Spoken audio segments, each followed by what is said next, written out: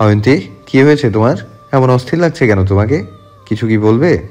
অয়ন্তী দীর্ঘ নিঃশ্বাস ছেড়ে নিচের ঠোঁট কামড়ে ধরে নিজেকে তটস্থ করে জাহিনের দিকে ফিরে ভেঙে ভেঙে বলে, আমার কিছু বলার আছে আপনাকে। বলো। আসলে অয়ন্তী কথাটা বলে শেষ করতে পারল না, তার মাঝে জাহিনের ফোন বেজে ওঠে। জাহিন কল ধরে শুধু বলে, আসছি আমি, তোরা অপেক্ষা কর। জাহিন কল কাটতেই অয়ন্তী জাহিনের কাছে এসে বিচলিত কণ্ঠে বলে, কি হয়েছে? জাহিন বসা থেকে উঠে অয়ন্তীর সামনে এসে ঠোঁটের কোণে হাসি রেখে বলে, কিছু হয়নি, আমাকে একটু বাইরে যেতে হবে। তোমার কথা আমি পরে শুনবো, কেমন? আর ঘুমিয়ে পড়ো, অপেক্ষা করো না আমার জন্য, আমার আসতে হয়তো দেরি হবে। মাথা কাত করে সায় দিয়ে বলল, সাবধানে যাবেন। জাহিন ওয়ালেট আর গাড়ির চাবি নিয়ে বের হয়ে পড়ল। অয়ন্তী পুনরায় বেডে এসে বসল। বলা হলো না লাবিবের কথাটা জাহিনকে। আচ্ছা, লাবিবের কথাটা বললে কি জাহিন রাগ করবে? কিন্তু তারা তো সকলে জানতো তার আগে একটা বিয়ে হওয়ার কথা ছিল, কিন্তু দুর্ভাগ্যবশত সেই বিয়েটা হয়নি। হয়তো জাহিনের সাথে তার জড়ি ছিল বলে বিয়েটা হয়নি। আশা করা যায় জাহিন লাবিবের কথাটা শুনলে রাগ করবে না, এতটুকু বিশ্বাস জাহিনের উপর আছে তার। এসব ভাবনার মাঝে আকস্মিক জাহিনকে পুনরায় রুমে আসতে দেখে অয়ন্তী বসা থেকে উঠে অবাক হয়ে বলে, কি হলো, চলে আসলেন যে, যাবেন না? জাহিন অয়ন্তীর ধারে এসে পুরো কণ্ঠে বলে, যাবো তো, কিন্তু একটা কাজ অপূর্ণ রয়ে গেছে। অয়ন্তী ভুরু কুচকে বলে, কোন কাজটা অপূর্ণ রয়ে গেছে আবার? জান আচমকা মাথা নুয়ে অয়ন্তীর অধর জোড়ায় নিজের অধর জোড়া মিলিয়ে শব্দ করে চুমু খেয়ে সরে আসে। অয়ন্তী চমকে চোখ বড় বড় করে তাকায়, ঠোঁট জোড়া আলগা হয়ে আছে তার। জাহিনের ঠোঁটের কোণে হাসি। অয়ন্তী কিছু বলার জন্য উদ্যত হতে নেবে, তখনই জাহিন অয়ন্তীর কোমর এক হাত দিয়ে জড়িয়ে ধরে নিজের কাছে এনে অন্য হাতটা অয়ন্তীর গালে রেখে পুনরায় ডুবে যায় অয়ন্তীর ঠোঁটের মাঝে। অয়ন্তী আবেশে চোখ বন্ধ করে জাহিনের জ্যাকেটের কলার শক্ত করে আঁকড়ে ধরে। জাহিনের বেসামাল হাতের পরশ অয়ন্তী পুরো শরীর জুড়ে বইতে শুরু করেছে। মিনিট পাঁচেক পরে জাহিন অয়ন্তীর কাছ থেকে সরে আসে। অয়ন্তী এখনও চোখ বন্ধ করে আছে। জাহিন তা দেখে মুচকি হেসে অধৈর্যরা জিহ্বা দ্বারা ভিজিয়ে অয়ন্তীর কানের কাছে মুখ এনে ফিসফিসিয়ে বলে, এভাবে চোখ বন্ধ করে থাকলে কিন্তু নিজের নিয়ন্ত্রণ হারিয়ে ফেলতে পারি মিসেস অয়ন্তী। তখন কিন্তু পরিস্থিতি হাতের বাইরে চলে যাবে, এমনিতে আমাকে বাইরে যেতে হবে। অয়ন্তীর সাথে সাথে চোখ মেলে তাকিয়ে জাহিনের বুকে দুহাত রেখে ধাক্কা দেয়। জাহিন কিঞ্চিত দূরে সরে যায়। অয়ন্তী দিশেহারা গলায় বলে, চলে তো গিয়েছিলেন, তো ফিরে এলেন কেন? নিজের নিয়ন্ত্রণ হারানোর জন্য? জাহিন মৃদু হেসে অয়ন্তীর কপালে পড়ে থাকা চুলগুলা তর্জনী দ্বারা সরিয়ে মোহনীয় কণ্ঠে বলল, রাতের বেলা বউকে ছেড়ে কি থাকা যায় বলো? তাই চলে যাওয়ার আগে বউয়ের সাথে একটু সঙ্গ নিতে এলাম, কিন্তু কে জানতো বউ যে আমার সঙ্গ পেয়ে এতটা মাথোয়ারা হয়ে যাবে। অয়ন্তী হতভম্ব হয়ে জাহিনের পানে তাকালো। এই লোক কবে থেকে এতটা ঠোটকাটা স্বভাবের হলো? আগে তো এমন ছিল না। আগে তো মনে হতো ভাজা মাছটা উল্টে খেতে পারতো না, কিন্তু এখন তো। অয়ন্তী বেড়বেড়িয়ে বলে, এতটা অভদ্র কবে থেকে হলো এই লোক? জাহিন অয়ন্তীর কথা শুনে মুচকি হেসে বলে, যবে থেকে তোমার সঙ্গ পেয়েছি তবে থেকে। অয়ন্তী এবার নিজের কোমর থেকে জাহিনের হাত সরাতে সরাতে রেগে বলল, এই আপনি জানতো, আর সঙ্গ টঙ্গ দিতে হবে না আপনাকে আমায়। ঠিক আছে, চলে যাচ্ছি, কিন্তু পরের বার কিন্তু সঙ্গর মাত্রাটা গভীর হবে। উফ, আপনি জানতো। জাহিন হাসতে হাসতে বলে, ঠিক আছে, যাচ্ছি। আর রাত জাগবে না কিন্তু, কেমন? ঘুমিয়ে পড়বে, আবার আসতে দেরি হবে। জি জি, আমি তাড়াতাড়ি ঘুমাবো। জাহিন অয়ন্তীর কপালে চুমু এঁকে দিয়ে বলে, আসি, কেমন? জাহিন চলে যায়। অয়ন্তী রুমের লাইট নিভিয়ে ড্রিম লাইট জ্বালিয়ে শুয়ে পড়ে, কিন্তু চোখের পাতায় ঘুম এসে ধরা দিচ্ছে না লাবিবের চিন্তায়। লাবিবের কথাটা যত তাড়াতাড়ি সম্ভব জাহিনকে জানাতে হবে।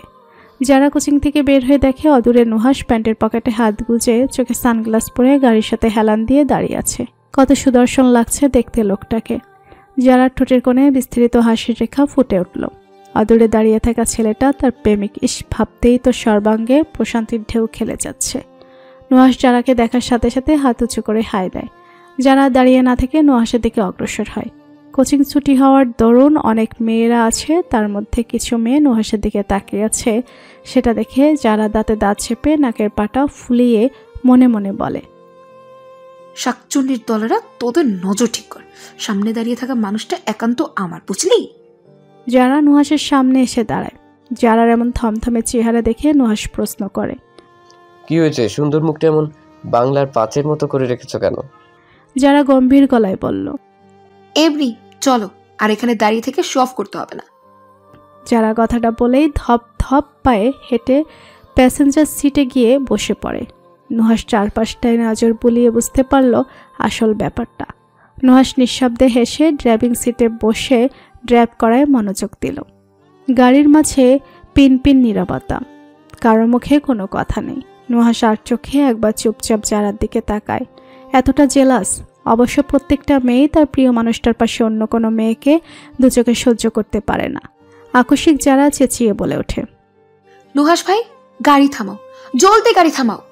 যারার এমনভাবে চেঁচানো শুনে নুহাস গাড়ি সাইড করে ব্রেক কষে হতভম্ব হয়ে বলে, কি হলো? এভাবে চেঁচিয়ে উঠলো কেন? ফুচকা খাবো। নুহাস কপালে ভাঁজ ফেলে বলে, কি ফুচকা খাবে বলে কি এভাবে চেঁচাবে? যারা মেকি হাসি দিয়ে বলে, বেশি এক্সাইটেড হয়ে চেঁচিয়ে ফেলেছি। খুব ভালো করেছো চেঁচিয়ে। কথাটা বলে নুহাস গাড়ি স্টার্ট দেওয়ার জন্য উদ্যত হতে নেবে, তৎক্ষণাৎ যারা বলল, কি হলো, গাড়ি স্টার্ট দিচ্ছ কেন? আমি ফুচকা খাবো তো। অন্যদিন কেউ, আজ নয়, আমার কাজ আছে। যারা জেদ ধরে বলে, আমি আজকেই খাবো। বলেই গাড়ির দরজা খুলে যারা গাড়ি থেকে নেমে যায়। নুহাস চিৎকার করে বলে, যারা আমার কথাটা শুনো। কে শুনে কার কথা? যারা ফুচকার দোকানে গিয়ে অলরেডি বসে পড়েছে। নুহাসের আর কি করার, বাধ্য হয়ে সিট বেল্ট খুলতে খুলতে অসহায় হয়ে বলল, এই মেয়ে আমাকে পাগল করে ছাড়বে। নুহাস গাড়ি লক করে যারার পাশে চেয়ারে এসে বসে আস্তে করে বলে, অর্ডার দিয়েছো? কয় প্লেট অর্ডার দিয়েছো? যারা থমথমে গলায় বলল, 10 প্লেট। নুহাস বাগরুদ্ধ হয়ে পড়ে। এতটুকু মেয়ে 10 প্লেট ফুচকা অর্ডার দিয়েছে, ভাবা যায়? কে করে যে খায় এসব মেয়েরা বুঝে উঠতে পারে না নুহাস। নুহাস যারাকে খোঁচা মেরে বলল, 10 প্লেট কম হয়ে গেল না? আরো কয়েক প্লেট অর্ডার দেওয়া প্রয়োজন ছিল। যারা ছোট ছোট চোখ করে নুহাসের দিকে তাকালো। নুহাস তার পরিবর্তে মুচকি হাসলো। মূলত যারা ইচ্ছে করে বলেছে 10 প্লেট ফুচকা অর্ডার দিয়েছে, কিন্তু সেটা যে নুহাস এমন বিদ্রুপ করে বলবে ভাবতে পারেনি। কিছুক্ষণ পরেই 2 প্লেট ফুচকা নিয়ে আসলো দোকানদার। নুহাস 2 প্লেট ফুচকা দেখে বলে, আর 8টা প্লেট কোথায়? যারা দাঁতে দাঁত চেপে বলে, আমি 2 প্লেট ফুচকা অর্ডার দিয়েছি।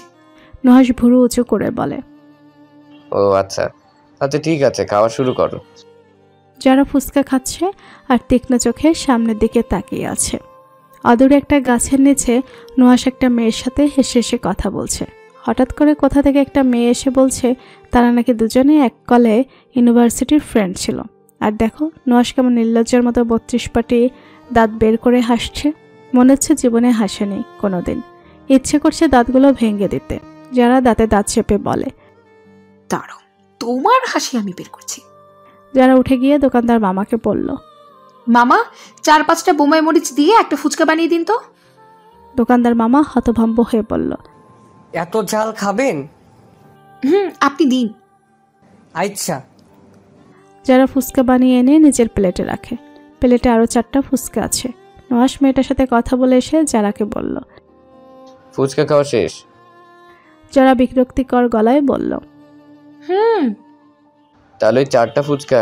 যারা একটা ফুচকা হাতে নিয়ে বলল, এটা তোমার জন্য। না না, আমি ফুচকা খাই না।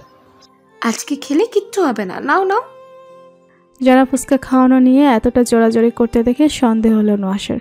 কিছু একটা ভেবে নুহাস যারার কাছ থেকে ফুচকা নিজের হাতে নিয়ে বলে, ঠিক আছে, খাচ্ছি। নুহাসকে ফুচকা নিয়ে বসে থাকতে দেখে যারা বলল, কি হলো, খাও। খাচ্ছি তো। নুহাস হঠাৎ চেঁচিয়ে বলে, যারা ওই দেখো, ওইদিকে কি যেন। যারা ঘাড় বাঁকিয়ে পেছনের দিকে তাকাতেই নুহাস জলদি করে হাতের ফুচকাটা রেখে প্লেট থেকে অন্য একটা ফুচকা নিয়ে নেয়। যারা নুহাসের দিকে ফিরে বলে, কই, কিছু তো নেই। নুহাস মেকি হেসে বলল, চলে গেছে তুমি দেখার আগে। ও আচ্ছা, তুমি খাও না ফুচকাটা। খাচ্ছি তো। নুহাস হাঁ করে মুখের ভেতরে ফুচকাটা ঢুকিয়ে দেয়। যারা মনে মনে বলল, খাও না খাও, একটু পরেই টের পাবে কত মরিচে কত ঝাল। নুহাস ফুচকা খেয়ে ঢেকুর তুলে বলে, খুব মজা তো খেতে ফুচকা। মেয়েরা এর জন্য বুঝি এত পাগল হয়। যারা স্তব্ধ বিমূর অবিশ্বাস্য চোখে চেয়ে রইল নুহাসের পানে। এটা কি করে সম্ভব? এত ঝাল কি করে নুহাস খেলো? এই লোক কি দিয়ে তৈরি? ওই দিনে নুনে পোড়া কফি খেয়ে নিল অবলীলায়, আর আজকে এত ঝাল খেয়ে নিল। এ কি আদৌ মানুষ নাকি অন্য কিছু? যারা শুকনো ঢোক গিলল। নুহাশ যারাকে এভাবে তাকিয়ে থাকতে দেখে বলে, ওই ফুচকাগুলো শেষ করো, আমি বিলটা দিয়ে আসি। নুহাশ চলে যায়। ঠোঁটের কোণে হাসি রেখে মনে মনে বলল, কিছু তো একটা করেছো তুমি, সেটা একটু পরেই বুঝতে পারবো যখন তুমি নিজে খাবে ফুচকাটা। যারা ঠোঁট ফুলিয়ে দুটো ফুচকা খুব আরামসে খেলো, কিন্তু বিপত্তি ঘটল শেষ ফুচকাটা মুখে দিতেই। চোখের মনির আকার বড় বড় করে চিৎকার করে উঠে মুখে থাকা ফুচকাটা তাড়াতাড়ি ফেলে দেয় নিচে। ঝালে যারা জিভ ঠোঁট চলে যাচ্ছে, কি করবে না করবে তা ভেবে দিশে হারিয়ে ফেলেছে নিজে। কান দিয়ে গরম ধোঁয়া বের হচ্ছে, মাথা ঘুরছে, চোখ দুটো লাল হয়ে গেছে। টেবিলের উপরে থাকা গ্লাসের পানিটা পান করলো, কিন্তু পানি খাওয়াতে যেন ঝালের মাত্রাটা আরো দ্বিগুণ বেড়ে গেছে। নুহাশ বিল মিটিয়ে মানিব্যাগ প্যান্টের পকেটে রাখতে যারা চিৎকার শুনে সামনের দিকে তাকাতেই থমকে যায়। যারার এমন অস্থিরতা দেখে নুহাশ দ্রুত পায়ে যারার কাছে এসে বিচলিত গলায় বলল, কি হয়েছে যারা? যারা চোখ দিয়ে পানি পড়ছে, হাঁপাতে হাঁপাতে বলল, ঝাল, উফ, খুব ঝাল লেগেছে, সহ্য করতে পারছি না, আমার জিভ জ্বলে যাচ্ছে। নুহাশ অস্থির গলায় বলল, তুমি বসো, আমি ঠান্ডা পানি নিয়ে আসছি। না না, উফ, ঠান্ডা পানিতে ঝাল কমবে না, আইসক্রিম খেতে হবে। নুহাশ আর 1 মিনিটও দেরি করলো না, দৌড়ে গিয়ে দোকান থেকে 1 বোতল পানি আর 2টে চকবার আইসক্রিম নিয়ে আসলো। যারা আইসক্রিম হাতে পেয়ে আইসক্রিম খেতে শুরু করলো। এখন একটু আরাম লাগছে। ফুসকলা মামা এসে যারাকে বলল, আমি আগেই কইছিলাম এত ঝাল খাইতে পারবেন না আপনি, কিন্তু আপনি আমার কথা শুনলেন না। যারা রেগে বলল, ওইটা আমার জন্য ছিল না। নুহাশ হতবাক হয়ে যারার দিকে তাকায়। তাহলে এই মেয়ের পেটে পেটে এই ছিল? তাকে ঝোল দেওয়া ফুচকা খাওয়াতে চেয়েছিল, কিন্তু ঘটনাটা তো উল্টে গেল। ভাগ্যিস বুদ্ধি করে ফুচকাটা চেঞ্জ করেছিল, না হলে এই অবস্থা তো তার সাথে হতো। আর যারা যেই মেয়ে তার ঝাল লাগতে দেখে 100% শিওর খুশি হতো, যেহেতু নিজেই এত ঝাল দিয়ে ফুচকা বানিয়ে এনেছিল। কিন্তু তাকে ঝাল দেওয়া ফুচকা কেন খাওয়াতে চেয়েছিল এই মেয়ে? কিসের জন্য রেগে আছে তার উপরে? কোনোভাবে কি একটু আগে প্রিয়ার সাথে কথা বলার জন্য রেগে আছে তার উপরে? এতটা জেলাস এই মেয়ে? নুহাশ এসব ভেবে মনে মনে হেসে গলা খাকারি দিয়ে বলে, ঝাল কমেছে এখন? যারা রাগে চোখে নুহাশের দিকে তাকালো। চোখ মুখ লাল হয়ে আছে বেচারির। নুহাশটা তাকে বোকা বানিয়েছে এটা আর বুঝতে বাকি নেই, কিন্তু নিজের পাতা ফাঁদে যে এভাবে নিজে পিছলে পড়ে যাবে এটা বুঝতে পারেনি। যারা চিবিয়ে চিবিয়ে বলল, এই ঝাল আগামী 7 দিনও কমবে না। কথাটা বলেই ধূপধাপ পায়ে চলে যায়। নুহাশ যারা যাওয়ার পানে তাকিয়ে সশব্দে হেসে উঠল। ইস, ঝালে অবস্থা খারাপ হয়ে গেছে মেয়েটার। যারা ততক্ষণে গাড়িতে উঠে গেছে। নুহাশ চেঁচিয়ে বলে, আর আমাকে ফেলে রেখে চলে যাচ্ছ তো? যারা মুখ ভার করে বসে আছে, প্যাসেঞ্জার ছিটে আর বারবার পানি খাচ্ছে আর নাক টানছে। ঝাল বেশিটা কমলেও পুরোপুরিভাবে কমেনি। পানি খেয়ে পেট ফুলিয়ে ফেলেছে সে। নুহাশ গাড়িতে উঠে সিট বেল্ট লাগাতে লাগাতে যারার দিকে তাকায়। যারা সারা মুখে বিন্দু বিন্দু পানির কণা জমে আছে, মুখমণ্ডলে পানির ঝাপটা দেওয়ার কারণে। যারা ভেজে হাত দিয়ে বারবার ঠোঁট জোড়া ভিজাচ্ছে। নুহাশের নজর পড়ে যারা লালচে হয়ে থাকা ঠোঁট জোড়ার উপরে। একে তো অতিরিক্ত ঝালার জন্য যারা ঠোঁট জোড়া লাল হয়ে আছে, আর তার উপরে পানির জন্য ঠোঁট জোড়া কেমন রসালো হয়ে আছে। নুহাশ ধীরে ধীরে ঘোরের ভেতরে চলে যাচ্ছে। ফাঁকা ঢোক গিলে সাথে সাথে নজর সরিয়ে নেয়। শরীরের ঠান্ডা রক্ত গরম হয়ে উঠছে। মস্তিষ্কে ছেকে বসেছে এক অনবদ্য ইচ্ছা। নুহাশ যারাকে ভালোবাসা সত্ত্বেও কখনো অন্য নজরে দেখেনি, কিন্তু আজ যেন এই নজরটা বিহায় নজরে পরিণত হয়েছে। বুকের ভিতরে অনিয়ন্ত্রিত গতিতে ঝড় বইতে শুরু করেছে। যেই ঝড়ের গতি চাইলেও নুহাশ সামাল দিতে পারছে না, অন্য দিনগুলোর মতো। নুহাশ শক্ত করে চোখ বুজে চল শক্ত রেখে স্টিয়ারিং এর উপরে কপাল ঠেকিয়ে দেয়। যারা নুহাশকে এভাবে বসে থাকতে দেখে প্রশ্ন করে, কি হলো, এভাবে বসে আছো কেন? গাড়ি স্টার্ট দাও। নুহাশ মাথা তুলে সামনের দিকে তাকিয়ে নিচের অধর কামড়ে ঠান্ডা গলায় প্রশ্ন করলো, যারা তুমি কি আমার উপরে রেগে আছো? যারা শক্ত গলায় বলল, রেগে আছি। নুহাশ যারার দিকে ফিরে। যারা নুহাশের চেহারা দেখে আটকে ওঠে। নুহাশের চোখ মুখ যেন অন্যরকম লাগছে। যারা আনমনে ঢোক গিলল। নুহাশ মলিন গলায় বলল, এর আগের মাত্রাটা একটু বাড়িয়ে দেই। যারা নুহাশের কথার মানে বুঝতে না পেরে ভুরু কুচকে বলে, মানে? নুহাশ যারাকে 1 মিনিটও ভাববার সময় না দিয়ে যারার ঘাড়ে নিজের শক্তপোক্ত হাত রেখে নিজের কাছে এনে যারার অধঃজোড়ায় নিজের অধঃজোড়া ছুঁয়ে দেয়। যারা হকচকে উঠে চোখ বড় বড় করে তাকায়। এতটা দ্রুত ঘটনা ঘটেছে যে যারা কি প্রতিক্রিয়া করবে বুঝে উঠতে পারছে না।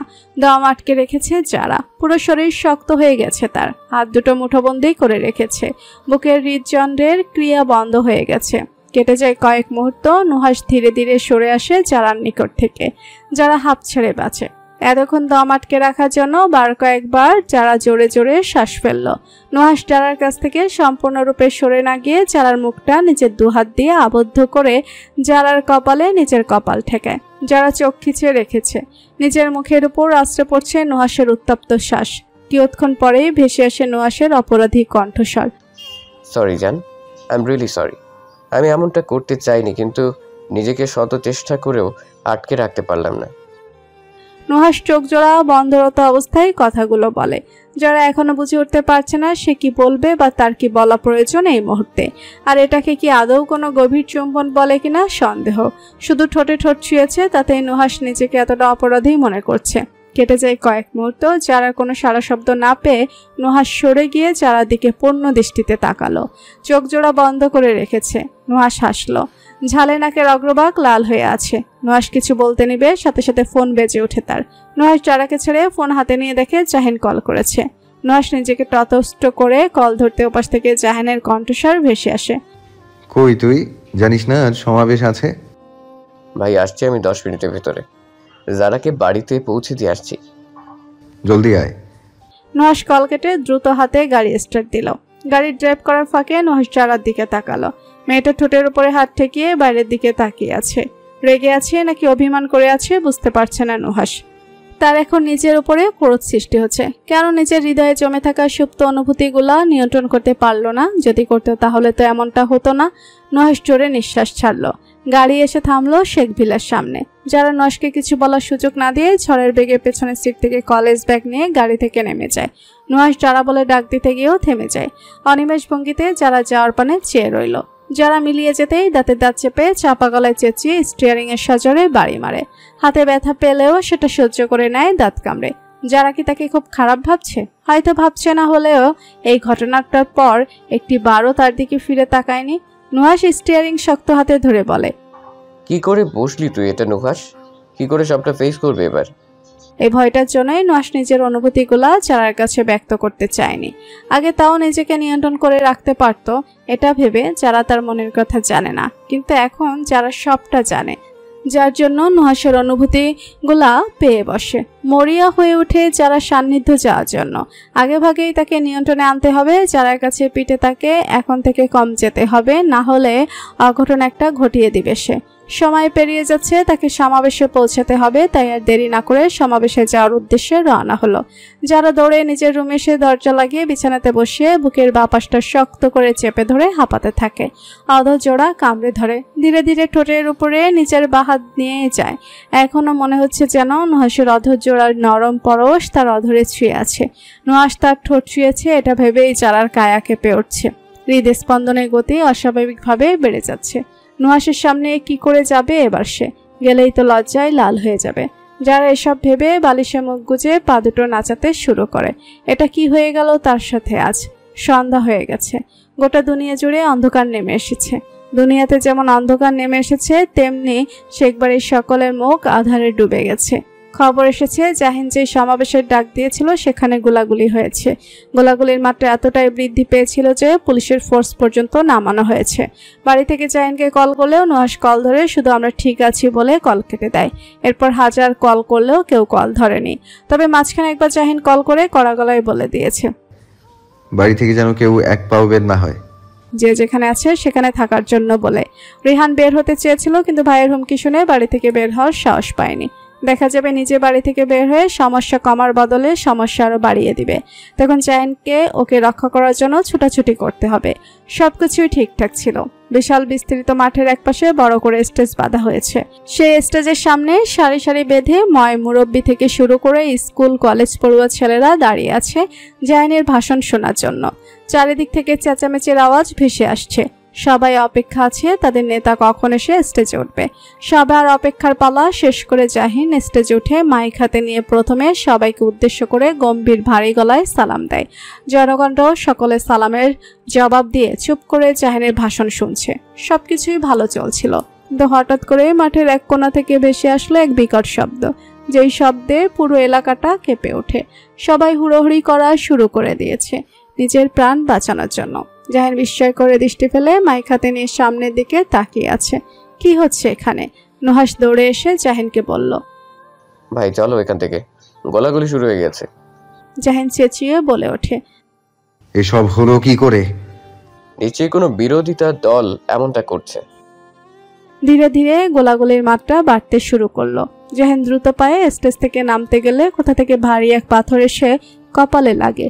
মুহূর্তের মাঝে কপাল ছুঁয়ে গাল বেয়ে গড়িয়ে পড়ল রক্তের ধারা। নুহাস আতকে উঠে বলে, ভাই। জাহিন দাঁতে দাঁত চেপে চোখ মুখ কুচকে বলে, আমি ঠিক আছি, নাম তাড়াতাড়ি। কিন্তু জাহিন গাড়িতে গিয়ে বসতে পড়ল না, তার আগেই তার নজরে পড়ল 5-6 বছরের একটা বাচ্চার উপরে। বাচ্চাটা এই গোলাগুলির ভেতরে আটকে গেছে। ভয়ে বাচ্চাটা অঝরে কান্না করছে, কোন দিকে যাবে দিশা পাচ্ছে না। জাহিন তা দেখে নিজেকে আটকে রাখতে না পেরে গোলাগুলির ভেতরে ঢুকে বাচ্চাটাকে কোমর বাঁকিয়ে কোলে তুলতে নিবে, তখনই পিঠের উপরে অনুভব করলো কেউ সজোরে বাঁশ দিয়ে বাড়ি মেরেছে তাকে। আকস্মিক এভাবে বাড়ি মারার জন্য জাহিন নিজের টাল সামলাতে না পেরে এক হাঁটু মুড়ে বসে পড়ে। আঘাতকারী পুনরায় জাহিনকে মারতে উদ্যত হতে নিবে, সাথে সাথে জাহিন বাঁশের জায়গা শক্ত হাতে ধরে ছিনিয়ে নিয়ে আঘাতকারীর পেটে লাথি মারে। জাহিনের দলের ছেলেরা ছুটে আসে তাকে রক্ষা করার জন্য। জাহিন বাচ্চাটাকে মাসুমের কোলে দিয়ে বলে, ওকে নিরাপদ জায়গাতে রেখে আয়। মৌমাছির মতো জাহিনের দিকে তেড়ে আসছে কয়েকজন। বোঝাই যাচ্ছে তাদের একমাত্র লক্ষ্য জাহিন। জাহিনকে এভাবে শক্ত চোখের সামনের দিকে তাকিয়ে থাকতে দেখে নুহাসের বুঝতে বাকি নেই জাহিনের পরবর্তী পরিকল্পনা। কোনোভাবে কি জাহিন এদের সাথে লড়তে চাইছে নাকি? কিন্তু লড়তে গেলে নিজের ক্ষতি করে বসবে, যেটা নুহাস হতে দেবে না। জাহিনের উপরে একজন এসে হামলে পড়তে নিলে নুহাস জাহিনকে সেভ করে বলে, ভাই চলো এখান থেকে জলদি। জাহিন এক চুলও নড়ল না। হাতে থাকা বাঁশের লাঠিটা শক্ত করে আঁকড়ে ধরল, চল শক্ত করে রেখেছে। রগে কপালের রগগুলা ফুলে উঠেছে। নুহাস চোখ বড় বড় করে কিছু বলতে নিবে, তৎক্ষণাৎ জাহিন নিজে এগিয়ে গিয়ে যাকে হাতের কাছে পাচ্ছে তাকে পেটাতে শুরু করেছে। নুহাস শতভাগ হয়ে জাহিনের ভয়ঙ্কর রূপ দেখছে। জাহিনকে থামানো দরকার, না হলে নিজের বড় কোনো ক্ষতি হয়ে যাবে। নুহাস আর বাকি সবাই মিলে জাহিনকে টেনে হিঁচড়ে গাড়িতে নিয়ে বসায়, কিন্তু কোনোভাবে জাহিনকে থামিয়ে রাখতে পারছে না। বারবার গাড়ি থেকে নেমে যেতে চাইছে। জাহিন হুঙ্কার ছেড়ে বলল, ছাড় আমাকে, ওদের আজ আমি মেরেই ফেলবো। নুহাস জাহিনকে আঁকড়ে ধরে বলে, ভাই শান্ত হও প্লিজ, এভাবে মাথা গরম করো না। যদি তোমার কিছু হয়ে যায় তাহলে কি হবে বুঝতে পারছো? একবার বাড়ির সকলের কথা চিন্তা করো, ভাবির কথা চিন্তা করো। নুহাসের কথাটা শুনে জাহিন ধীরে ধীরে শান্ত হলো। হাত পা ছেড়ে দিয়ে মাথাটা হেলিয়ে দেয় সিটের উপরে। চোখ বন্ধ করতেই ভেসে ওঠে অয়ন্তীর মায়াভরা হাসি খুশি চেহারাটা। সত্যি তো, তোর যদি কিছু একটা হয়ে যায় তাহলে অয়ন্তীর কি হবে? তাকে অনেক সাবধানে থাকতে হবে, নিজের জন্য না হোক নিজের পরিবারের জন্য সাবধানে থাকতে হবে। ত্রিনব কাচের ফুলদানিটা হাতে তুলে নিয়ে সেটা সজোরে আছাড় মারে। ফ্লোরে ছড়িয়ে পড়ে ছোট ছোট কাচের টুকরা। তার সামনে যারা দাঁড়িয়ে ছিল তারা ভয়ে দুকদম পিছিয়ে যায়। ত্রিনব হুঙ্কার ছেড়ে বলল, এতজন মিলে আক্রমণ করার পরেও একটা আঁচড়ও কাটতে পারিসনি? ওই জাহিন মাদক এর গায়ে। একজন ভয়ে ভয়ে বলে, ভাই, ওই জাহিনের শরীরে ষাঁড়ের মতো শক্তি, ও একাই আমাদের শুয়াইয়া দিছে। ওর দলের ছেলেরা পর্যন্ত ভয়ে ওর কাছে ঘেঁষতে পারেনি। পাগলের ন্যায় আচরণ করে বলে, ঠিক আছে, একবার টার্গেট মিস হয়েছে তো কি হয়েছে, সময় আরো আছে, ওকে শেষ করে দেওয়ার জন্য আরো অনেক সময় আছে। কথাটা বলে নিজের বাগালায় হাত রেখে চিবিয়ে চিবিয়ে বলে, ও আমার গায়ে হাত তুলেছে জনসম্মুখে, এর প্রতিশোধ তো আমি তুলবই যে কোনো মূল্যে। শেখ বাড়ির সকল সদস্য নির্জীব হয়ে আছে। জোহরা বেগমের আহাজারি কমেছে। যখন শুনেছে ছেলে একদম ঠিক আছে, কোনো ক্ষতি হয়নি, জাহিন 10টার দিকে বাড়ি ফিরে। যারা যারা আহত হয়েছে তাদেরকে হাসপাতালে ভর্তি করা হয়েছে।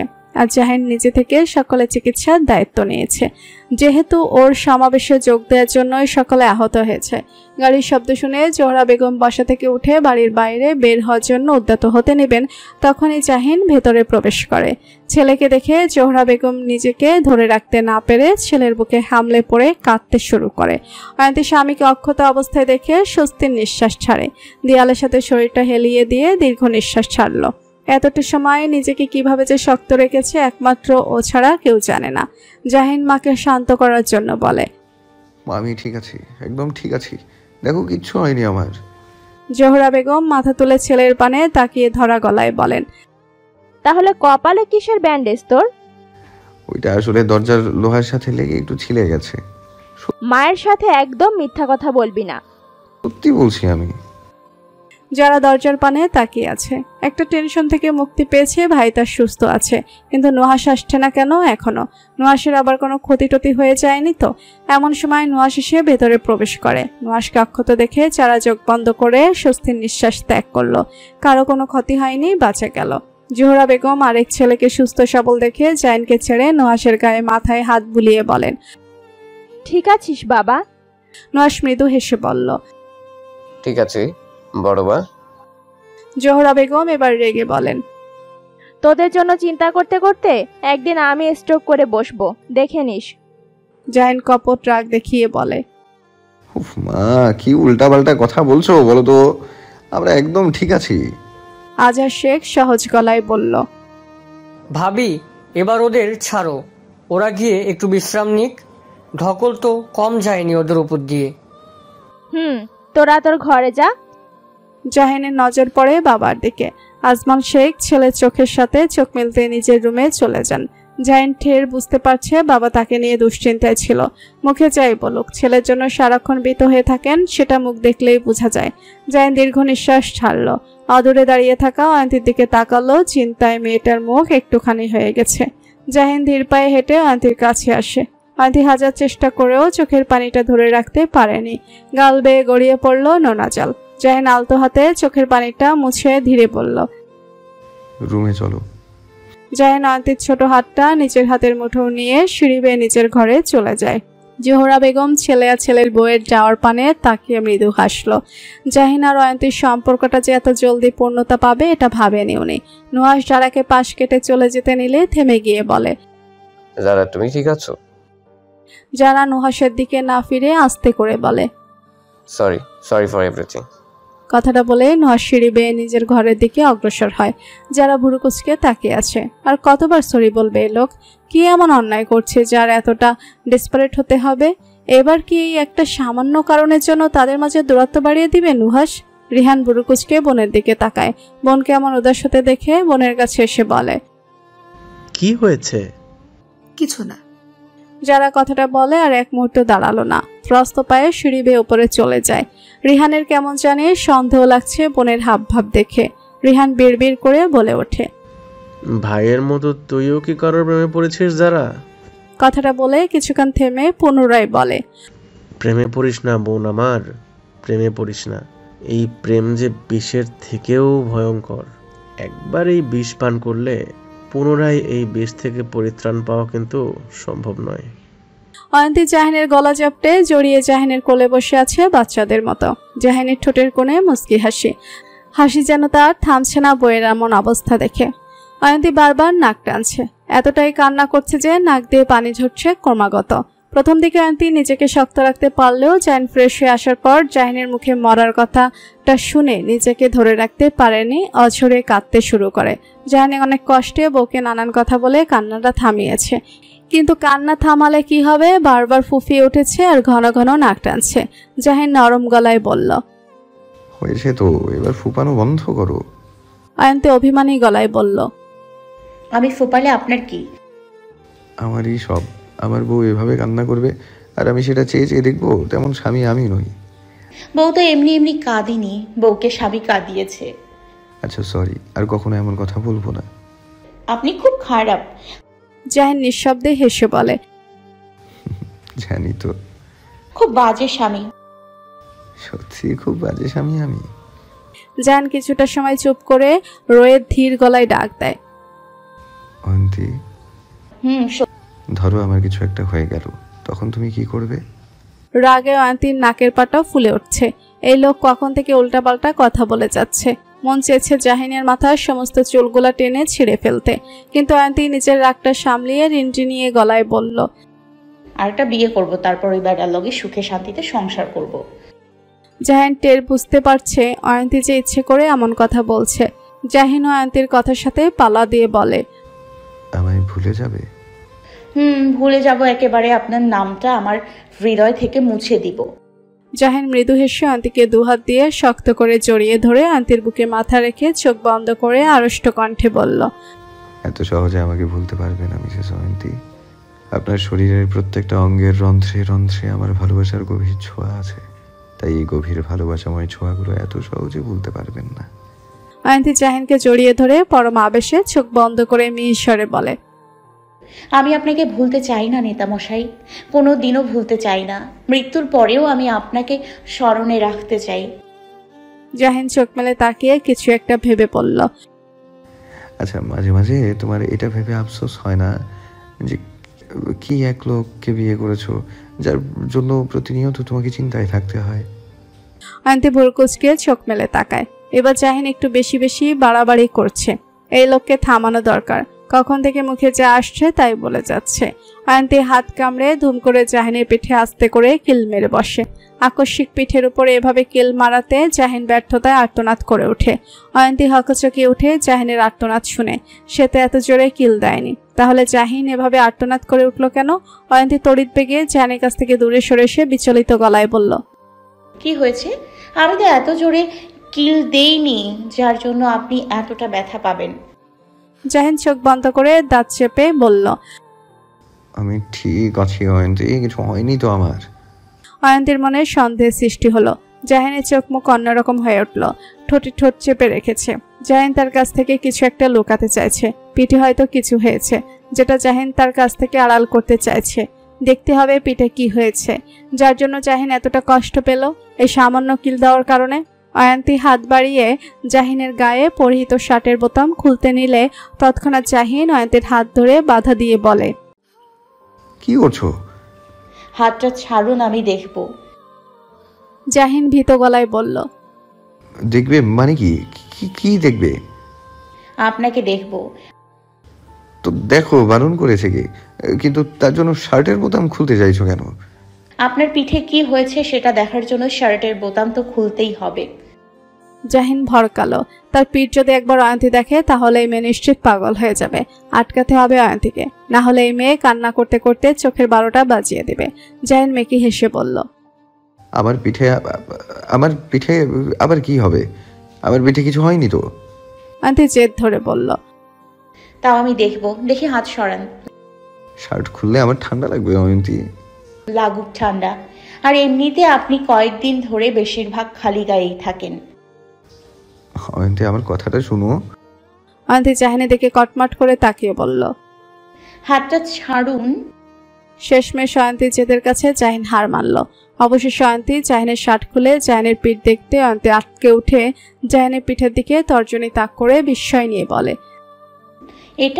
এটা কি করে হলো? জাহিনের পিঠের অনেকটা জায়গা জুড়ে রক্ত জমাট বেঁধে আছে। দেখতে এতটা ভয়ানক লাগছে, তাহলে এর ব্যথা কত গুণ হতে পারে অয়ন্তী কল্পনা করতে চাইছে না। অয়ন্তী কাঁপা কাঁপা হাতে জায়গাটা স্পর্শ করতে যাবে, সাথে সাথে জাহিন অয়ন্তীর দিকে ফিরে। অয়ন্তীর চোখ টলমল করছে পানিতে। চোখের পলক ফেললেই কপাল বেয়ে অশ্রুর ধারা গড়িয়ে পড়বে। অয়ন্তী নিস্তেজ হয়ে যাওয়া গলায় বলল, এর জন্য বুঝি এমন ভাবে আর্তনাদ করে উঠেছিলেন? জাহিন গায়ে শার্টটা জড়াতে জড়াতে বলে, আমি ঠিক। জাহিনকে কথা বলার সুযোগ না দিয়ে অয়ন্তী ধরা গলায় বলতে শুরু করলো, ঠিক আছে, কথাটা আপনি বলবেন না প্লিজ, তাহলে যারা এই মুহূর্তে সুস্থ আছে তাদেরকে অপমান করা হবে। অয়ন্তীর কথা শুনে জাহিন দিল শব্দ করে হেসে। অয়ন্তী জাহিনকে এভাবে হাসতে দেখে রাগে দুঃখে জাহিনের বুকে কিল মেরে বলল, এত বড় একটা ব্যথা পেয়েছেন আর আপনি লেহায়ের মতো হাসছেন। তো হাসবো না, তোমার কথাটা খুব মজা ছিল। অয়ন্তী এবার অশ্রুসিক্ত নয়নে জাহিনের দিকে তাকিয়ে বলল, খুব ব্যথা করছে তাই না? জাহিন তর্জনী আর বৃদ্ধাঙ্গুল দিয়ে ইশারা করে বলল, একটু। কি করে এত বড় ব্যথা পেয়েছেন? জাহিন অয়ন্তীর সরু নাকটা টেনে বলল। কিছু কথা অজানা থাকা ভালো বউ। অয়ন্তী কিয়ৎক্ষণ চুপ থেকে বলে, দাঁড়ান, ওয়াইনমেন্টটা নিয়ে আসি, জায়গাটাতে লাগিয়ে দিলে তাড়াতাড়ি ব্যথাটা কমে যাবে। অয়ন্তী বেড থেকে নামতে নিলে জাহিন তৎক্ষণাৎ অয়ন্তীর হাতটা ধরে হ্যাঁচকা টানে এনে নিজের বুকে ফেলে অয়ন্তীকে নিয়ে শুয়ে পড়ে আর বলে, অয়েনমেন্ট লাগবে না, এমনি ঠিক হয়ে যাবে। অয়ন্তী মুখ তুলে জাহিনের দিকে তাকিয়ে বলে, এমনি এমনি কি করে ঠিক হয়ে যাবে যদি ওষুধ না দেওয়া হয়? জাহিন অয়ন্তীর মাথাটা নিজের বুকের সাথে চেপে ধরে ধীরে বলল, ঘুমাও অয়ন্তী, আমার ঘুম ঘুম পাচ্ছে। অয়ন্তী আর কিচ্ছু বলল না, চুপচাপ পড়ে রইল জাহিনের বক্ষস্থলে। সময় গড়িয়ে যায়, জাহিন গহীন ঘুমে আচ্ছন্ন হয়ে আছে। অয়ন্তী আস্তে আস্তে জাহিনের বুক থেকে সরে এসে নিজের বালিশে কাত হয়ে শুয়ে জাহিনের ঘুমন্ত মুখশ্রীর দিকে তাকিয়ে রইল। এই মানুষটা তো ধৈর্য নিয়ে কি করে থাকে? জাহিন কি ধৈর্য নিয়ে পিএইচডি করছে নাকি? অয়ন্তী হাত বাড়িয়ে জাহিনের কপালে পড়ে থাকা চুলগুলো সরিয়ে দিয়ে নিজের হাতটা জাহিনের পড়ে থাকা হাতের মুঠোতে রেখে তপ্ত নিঃশ্বাস ছেড়ে চোখের পাতা বন্ধ করে ঘুমানোর চেষ্টা করে। যারার মাথা ধরেছে পড়ার চিন্তা, নুহাসের চিন্তায়। এই দু চিন্তা একাকার হয়ে মস্তিষ্কে জট বেঁধে গেছে। দেয়াল ঘড়ির দিকে তাকিয়ে দেখে 11:30 উপরের বাজে। একটা কড়া লিকার দিয়ে চা খেতে হবে তাকে, তাহলে যদি মাথাটা পাতলা হয়। যেই ভাবনা সেই কাজ। যারা পড়ার টেবিলে ছেড়ে উঠে দাঁড়ায়। দরজা খুলে বের হতেই পা জোড়া থমকে যায়। নুহাস কেমন গা ছাড়া ভাব নিয়ে হেলে দুলে ছাদের দিকে যাচ্ছে এই ঠান্ডার মাঝে। যারা কিছুক্ষণ থম মেরে দাঁড়িয়ে রইল, চোখ মুখ দেখে মনে হচ্ছে কোনো এক গুরুতর সিদ্ধান্ত নিচ্ছে। যারা দীর্ঘ এক নিঃশ্বাস ছাড়ল, চারপাশটা দেখে নিল কেউ আছে কিনা। যারা কিচেনের উদ্দেশ্যে না গিয়ে এগিয়ে যাচ্ছে ছাদের দিকে। নুহাসের সাথে কথা বলা দরকার তার। যারা আস্তে আস্তে করে সিঁড়ি বেয়ে ছাদের দরজা খুলে দেখে নুহাস কোমর বাঁকিয়ে রেলিংয়ের উপরে দু হাতের কনুই ভর করে পরম শান্তিতে সিগারেট টানছে। যারা আস্তে আস্তে এগিয়ে যায় নুহাসের দিকে। নুহাস এক মনে সিগারেট টানছে আর কিছু একটা ভাবছে। সিগারেট খেতে কেমন লাগে নুহাস ভাই? আকস্মিক কানের কাছে মেয়েলি কণ্ঠ শুনে নুহাস চমকে পাশে তাকাতে যারাকে দেখে স্তব্ধ, কিংকর্তব্য বিমূঢ় হয়ে পড়ে। এই মেয়ে এত রাতে এখানে কি করছে? যারা পুনরায় প্রশ্ন করল, কি হলো বললে না তো সিগারেট খেতে কেমন লাগে? নুহাস চটজলদি হাত থেকে অর্ধ খাওয়া সিগারেটটা ফেলে তা পা দিয়ে পিষে ভয়ার্ত গলায় পড়ল, যারা তুমি এখানে? কেন, আমি এখানে আসতে পারি না? আসতে পারো, তা বলে এত রাতে? ডর ভয় নেই নাকি মনে তোমার? যারা মৃদু হেসে বলল, আপাতত ডর ভয় লাগছে না, কারণ তুমি আছো তো আমার পাশে। নুহাস ম্লান কণ্ঠে বলল, এত বিশ্বাস? নুহাস শুকনো ঢোক গিলে বলল, এত বিশ্বাস করো না আমাকে যারা, পরে পথটাতে হবে। যারা কিছু বলতে নিবে সাথে সাথে নুহাস যারার হাত ধরে ছাদের চিলে কোঠার ঘরটার আড়ালে নিয়ে আসে। যারা হতবাক হয়ে বলল, কি হয়েছে? নুহাস যারার ঠোঁটের উপরে হাত রেখে ফিস ফিস করে বলল, কথা বলো না, নিচে গার্ড আছে। তখনই ওরা যে জায়গাটাতে দাঁড়িয়েছিল সেখানে এসে লাইটের আলো পড়ল। নুহাসের দৃষ্টি এদিকে থাকলেও যারার নজর নুহাসের মুখের দিকে। লাইটের আলো সরে যেতেই নুহাস স্বস্তির নিঃশ্বাস ছেড়ে যারার দিকে তাকাতেই নুহাসের বুকটা ধক করে উঠে যারাকে নিজের এতটা কাছে দেখে। নুহাস ফাঁকা ঢোক গিলে তৎক্ষণাৎ যারার মুখ থেকে নিজের পুরুষালী হাতটা দ্রুত সরিয়ে নিয়ে যারার কাছ থেকে দূরে সরে যায়। যারা এখনো স্থির চোখে নুহাসের দিকে তাকিয়ে আছে। নুহাস গলা খাকারি দিয়ে বলল, চলো। নুহাস পা বাড়াতে নিলে থেমে যায়। যারা নিষ্পাপ স্বরের ডাক শুনে, নুহাস ভাই। নুহাস আনমনে বলে ওঠে, তুমি খুব অপরাধ বোধে ভুগছো তাই না? নুহাস কথা বলল না। যারা পুনরায় বলল, তোমাকে অপরাধ বোধে আর ভুগতে হবে না, আমি শোধবোধ করে দিব। নুহাস ভুরু কুচকে নেয় যারার কথা শুনে। যারার কথার আগামাথা কিছু বুঝতে পারছে না সে। আকস্মিক যারা নিজের পায়ের পাতার সামনের অগ্রভাগে শরীরের সমস্ত ভর দিয়ে নিজেকে উঁচু করে টুপ করে নুহাসের অষ্ঠ জোড়ায় সশব্দে চুমু খেয়ে বসে সরে আছে। নুহাস স্তব্ধ বিমূর্ত, বার কয়েক চোখের পলক ফেলে নির্বাক হয়ে তাকিয়ে রইল যারার দিকে। যারার বুকের উঠানামা বেড়ে গেছে। নিচ থেকে চুমু খেয়েছে তো ঠিক, কিন্তু এখন মন চাইছে একলাপে ছাদ থেকে নেমে যেতে। আর চোখে একবার হতবাক হয়ে থাকা নুহাসের দিকে তাকিয়ে মেয়ে যাওয়া গলায় বলল, আমি চাই। যাই বললেই কি আর যেতে দিবে নাকি নুহাস তাকে এই মুহূর্তে? কখনো না। এমনিতে নিজের মনের সাথে যুদ্ধ করে বেড়াচ্ছে, আর সেই যুদ্ধের মাঝে যদি এভাবে আকস্মিক আক্রমণ করে বসি তাহলে কি নিজেকে সামলানো সম্ভব? না, এটা সম্ভব না। তার ধৈর্যের বাঁধ ভেঙে গেছে, এখন এই বাঁধ জোড়া লাগানো সম্ভব নয় তার দ্বারা। নুহাস খপ করে যারার হাত ধরে নিজের কাছে টেনে আনে। যারা চোখ বন্ধ করে রেখেছে, বুকের হৃৎপিণ্ডের গতি অস্বাভাবিকভাবে বেড়ে গেছে। মনে হচ্ছে এই বুঝি বেরিয়ে আসবে। ভেসে আসলো নুহাসের নিরেট গলার স্বর। কাজটা কি ঠিক করলে তুমি যারা? যারা চোখ খিচে বন্ধ করে রেখেছে, শ্বাস ভারী হয়ে আসছে তার, হাঁসফাঁস লাগছে, গলা শুকিয়ে কাটকাট হয়ে গেছে। ঠান্ডায় যারা ঠোঁট জোড়া কিঞ্চিত কাঁপছে। নুহাস সেই দিকটায় একবার তাকিয়ে যারার বন্ধ চোখ জোড়ার দিকে তাকিয়ে সহজ গলায় বলল, ওপেন ইউর আইস যারা। যারা ধীরে ধীরে চোখ খুলল। দুজনের দৃষ্টিতে দৃষ্টি মিলল। যারা নুহাসের এই উন্মত্ত দৃষ্টি সহ্য করতে না পেরে নজর সরিয়ে নিজের দিকে নিল। নুহাস বারবার শুকনো ঢোক গিলছে, যথাসাধ্য নিজেকে নিয়ন্ত্রণে আনার চেষ্টা করছে, কিন্তু বারবার ব্যর্থ হচ্ছে। আর যাই হোক, এই গভীর রাতে তার সামনে তার প্রিয় নারীটি দাঁড়িয়ে আছে, সেই হিসেবে নিজেকে সামলানো যেন একটু দুর্বিষহ হয়ে দাঁড়িয়েছে। নুহাস কাঁপা কাঁপা গলায় বলল, যারা I want to do it again. যারা ধীরে ধীরে হাত উঁচু করে নুহাসের জ্যাকেটটা শক্ত করে আঁকড়ে ধরে আবেশে চোখ বন্ধ করে নেয়। নুহাস আবারও নিজের মনের সাথে যুদ্ধ করলো, কিন্তু না, এই যুদ্ধ সে আজ পরাজয়। কিয়ৎক্ষণ পরে অনুভব করলো যারা তার গাল আর গলার কাছটায় পুরুষালে ঠান্ডা শক্ত হাতের পরশ। মোচড় দিয়ে উঠল তার তলপেট। এক মাতাল করা অনুভূতির জোয়ারে সে ভাসছে, যে জোয়ার আনার ক্ষমতা শুধু নুহাসেরই আছে। যারা এর পরেই অনুভব করলো নিজের অধরজোড়ায় নরম উষ্ণ এক ছোঁয়া। দুজনের শান্ত শ্বাস অশান্ত হয়ে এলো। শরীরে অনুভব করছে নুহাসের বেসামাল ঠান্ডা হাতের স্পর্শ। নুহাস আষ্টে পিষ্টে নিজের সাথে যারাকে জড়িয়ে রেখেছে। নেশায় বুঁদ হয়ে গেছে নুহাস। যারা কপাল কুঁচকে নেয়। এই অনুভূতি তার কাছে বড্ড নতুন এক অনুভূতি। এই অনুভূতির নাম কি দেওয়া যায়? আদৌ কি অনুভূতির নাম দেওয়া যায়? না, যায় না। এই অনুভূতির নাম দেওয়া সম্ভব নয়। এ এক নাম না জানা অনুভূতি। যারার গাল বেয়ে গড়িয়ে পড়ে নোনা জল। নুহাস যখন বুঝতে পারল যারা কান্না করছে, তখনই নুহাস যারাকে ছেড়ে দেয়, কিন্তু সরে আসে না। নুহাসের ভারী গরম অশান্ত নিঃশ্বাস যারার উন্মুক্ত ঘাড়ে আশ্রে পড়ছে। যারা মাথা নিচু করে রেখেছে, লজ্জায় নুহাসের দিকে ফিরে তাকানোর সাহস পাচ্ছে না। আকস্মিক নিজের গালে নুহাসের হাতের ছোঁয়া পেয়ে যারা কেঁপে ওঠে। নুহাসের গভীর গলার স্বর ভেসে আসে, পরের বার এই ভুল যেন দ্বিতীয়বার না হয়। যদি হয় এর থেকে কিন্তু খারাপ কিছু ঘটে যেতে পারে। কথাটা মনে থাকবে? যারা মাথা উপর নিচ করলো 2-3 বার। পরপর নিজেকে অনুভব করলো নুহাস তার হাঁটুয়ার পিঠে হাত রেখে তাকে পাজা কোলে তুলে নিয়েছে। যারা ভয়ে মৃদু চিৎকার করে ওঠে। নুহাস এগিয়ে গেল ছেলে কোঠার দরজার দিকে। যারা ভয়ে আছে যদি কেউ তাদের এই অবস্থায় দেখে নেয় তখন কি হবে? বাড়িতে ঝড় বয়ে যাবে। যারা চোখ বন্ধ করে মনে মনে আল্লাহর কাছে একটাই দোয়া করছে, এই যাত্রায় আজ শুধু বাঁচিয়ে দিক। এরপর থেকে আর কোনোদিন সে নিজ থেকে এমন অঘটন ঘটাবে না জীবনেও। সহি সালামতে নুহাস যারা রুমে ঢুকে যারাকে বেডে শুয়ে দিয়ে নিজে 1 সেকেন্ডও দেরি না করে রুম থেকে বেরিয়ে যায়। যারা দরজার শব্দ শুনে চোখ মেলে তাকায়। বুকের বাঁ পাশটা শক্ত করে চেপে ধরেছে। কোন দুঃখে যে সে নুহাসের পেছন পেছন ছাদে যেতে গেল। গাড়িতে যা হয়েছিল এটা পুনরাবৃত্তি ঘটাতে গেলি কেন?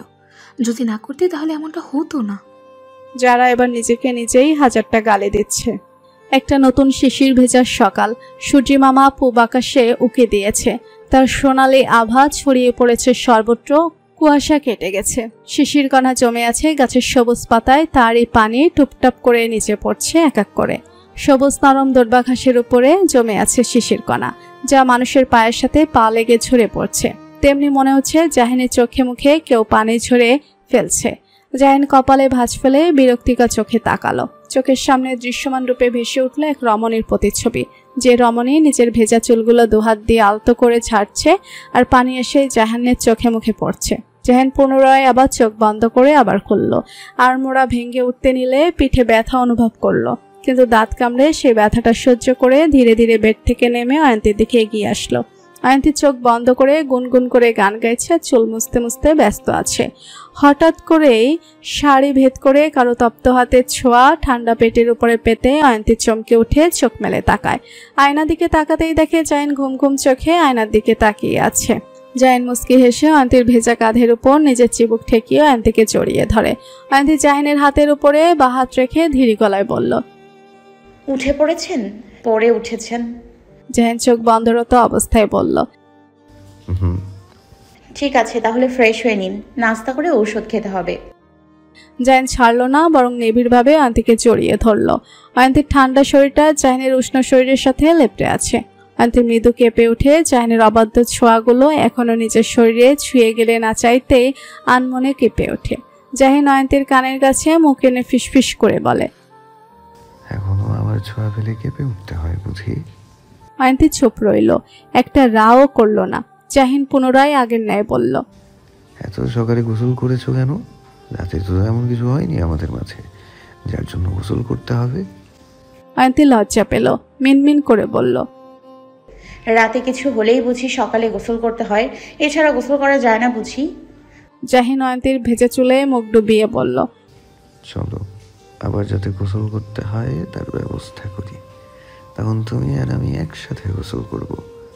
অয়ন্তী চোখ বড় বড় করে জাহিনের দিকে তাকিয়ে কোনই দিয়ে জাহিনের পেটে গুঁতো মেরে বলে, খালি উল্টা পাল্টা কথা, জানতো ফ্রেশ হন গিয়ে। কথাটা বলে অয়ন্তী জাহিনের কাছ থেকে নিজেকে ছাড়িয়ে নিয়ে জাহিনের কাপড়গুলা জাহিনের হাতে ধরিয়ে দিয়ে বলে, এবার যান। জাহিন মন খারাপের ভান ধরে বলল, আমার প্রস্তাবটা গ্রহণ করলে না তো? এই প্রস্তাব এখন গ্রহণযোগ্য নয়। জাহিন দুষ্টু হেসে বলল, তাহলে রাতের বেলা গ্রহণযোগ্য বুঝি? অয়ন্তী জাহিনের দিকে চোখ গরম করে তাকালো। জাহিন বুঝলো হাওয়া গরম হয়ে গেছে। অয়ন্তী শাসিয়ে বলল, এত বড় একটা ব্যথা পেয়েছেন, তারপরেও আপনার কোনো হেলদোল নেই। মানে আপনি কি আদৌ মানুষ নাকি অন্য কিছু? জাহিন হেসে হেসে বলল, অন্য কিছু হলে এতক্ষণে তোমার ঘাড় মুটকে দিতাম। অয়ন্তী জাস্ট ভেবে পাচ্ছে না জাহিন কি করে হেসে হেসে কথা বলছে। এত বড় একটা ব্যথা পেয়েছে, চোখে মুখে কোনো রকমের যন্ত্রণার ছাপ নেই, একেবারে স্বাভাবিক। জাহিনের জায়গাতে অন্য কেউ থাকলে হয়তো আহাজারিতে ফেটে পড়তো। অয়ন্তী কিছু বলতে নিবে, সাথে সাথে জাহিন হাত উঁচু করে বলল, ঠিক আছে ঠিক আছে, যাচ্ছি, ভাষণ দিতে হবে না, এমনিতে নিজের ভাষণ শুনেই কান ঝালাপালা হয়ে গেছে। জাহিন ওয়াশরুমে চলে যায়। অয়ন্তী তপ্ত নিঃশ্বাস ফেলে বিছানায় গুছিয়ে নিচে আসলো। জোহরা বেগম ছেলের বউকে দেখেই হাতে কফির মগ ধরিয়ে বলল, জাহিনের কফিটা দিয়ে আসো। অয়ন্তী নম্র গলায় বলল, মা আপনি করতে গেলেন কেন শুধু শুধু কষ্ট করে? জোহরা বেগম মুস্কি হেসে বলল, সবসময় তুমিই করো, আজ না হয় আমিই করলাম, যাও দিয়ে আসো। অয়ন্তী রুমে পা রাখতেই দেখে জাহিন খালি গায়ে বসে হাত বাঁকিয়ে পিঠে অয়েন্টমেন্ট লাগাচ্ছে। এতক্ষণে জাহিনের চোখে মুখে যন্ত্রণার ছাপ দেখতে পেল অয়ন্তী। বাড়ির কেউকে বলতেও পারছেন এই ঘটনাটি জাহিনের জন্য। অয়ন্তী জাহিনের সামনে এসে কফির মগটা এগিয়ে দিয়ে অয়েন্টমেন্টটা নিচে নিয়ে বলল, আমি লাগিয়ে দিচ্ছি। জাহিনও চুপচাপ মেনে নিল। অয়ন্তী আলতো হাতে অয়েন্টমেন্টটা লাগিয়ে পরিষ্কার লম্বা একটা কাপড় দিয়ে জায়গাটা বেঁধে দিল, যাতে করে শার্টের গায়ে না লেগে যায় প্রলেপটা। অয়ন্তী শার্ট পরাতে জাহিনকে সাহায্য করে চলে যেতে নিবে, তৎক্ষণাৎ জাহিন অয়ন্তীর হাত চেপে ধরে হ্যাসকা টান দিয়ে নিজের কোলে এনে বসায়। অয়ন্তী চমকে জাহিনের গলা জড়িয়ে ধরে থতমতো খেয়ে বলল, আপনি হুটহাট এমন ব্যবহার করেন কেন বলুন তো? ভয় পাই তো নাকি?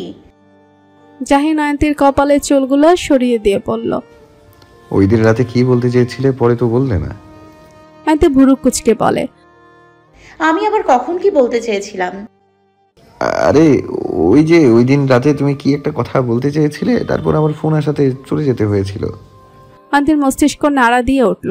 সে তো লাবিবের কথা বলতে চেয়েছিল, এখন কি বলবে জাহিনকে লাবিবের কথা, নাকি রাতে বলবে?